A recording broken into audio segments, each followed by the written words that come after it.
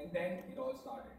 Good evening, fellow Toastmasters, and welcome guests. Good evening. Down there was a river with water that looked as brown as mud, rushing to the sea, wrecking everything in its path.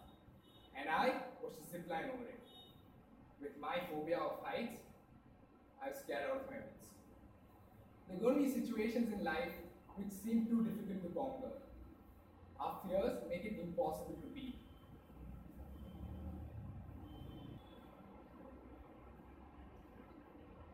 The biggest thing that we fear is not the fear of snakes or spiders, it is the fear itself. It makes you worry about the worst thing that could happen. It makes you feel as if you just want to get it over with.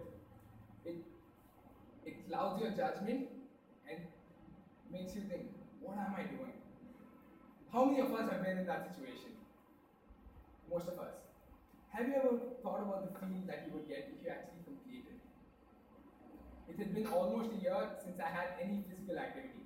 Until recently, when I took part in the inter-department football competition. I was to be the goalkeeper, and it was my first time taking part in a football competition. Initially, I thought, how hard could it be? I just have to stop a few of the incoming balls. But as time passed, realization started hitting me, and I started to wonder, could I actually do this? But I kept quiet and decided to face my fear. The D-Day arrived. Our match was the 7th match. I was observing the other goalkeepers to gain some insight on keeping. To my horror, the outfield players were kicking the ball so hard that it was as if they were trying to release all their anger on the field. This got me thinking, this freaked me out, and I started to think, why am I actually doing this? The crazy part was that out of the 7-man team, I knew just 2 of them. Just 2. I couldn't tell them so late.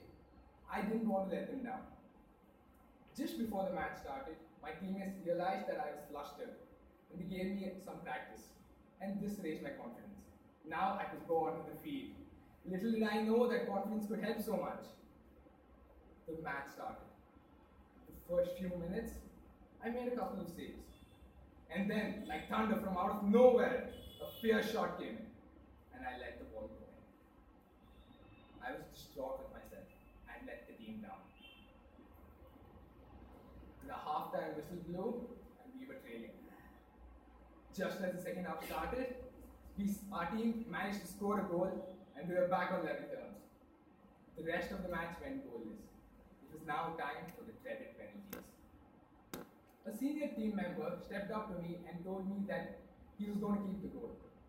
After my first half blunder, I sheepishly agreed. Sadly, we lost the game. The most important thing was, what I thought was tough turned out to be an amazing experience for me, one that I cherish with myself right now. And even more important was that I had fun. That is the end goal, right? Having fun. I hadn't felt that kind of alive in some time.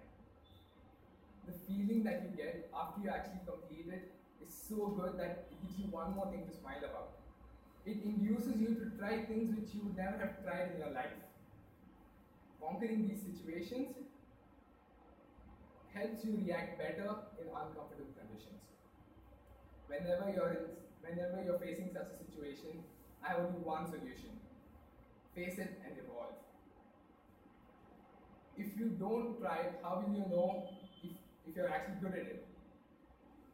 It might be something that you're good at. It might shine some light on a skill that you never thought you had. And the appreciation that you get has a positive effect on you. The appreciation that I got after giving my icebreaker was so amazing that I never thought I had it in me. It's had such an effect on me that I hate it when I was even a single meeting at this wonderful club. We have all been in that situation of giving our icebreakers.